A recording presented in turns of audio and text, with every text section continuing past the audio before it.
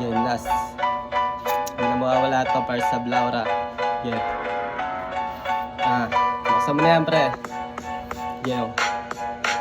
Ronda sa lugar na mas nakakasabik, tas kuha material bago pa makabalik. Isasalin lang sa sulat para makatawid.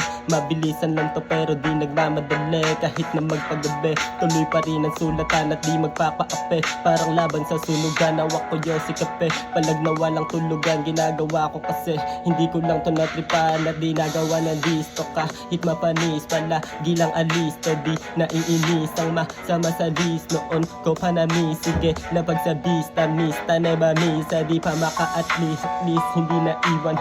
Ganyan talaga kapag di na pangkaraniwan. Sabi ng karamihan, hawak kong halaman ay maraming kamalian. Baka nga kayo mali dyan, mga weak na sadista. Di kayo kailangan, sige please umalis. Nalubog kayong mga pasikat pag alas 6. Nabaliw sa dala ko na mabisa, panis, abilis ba?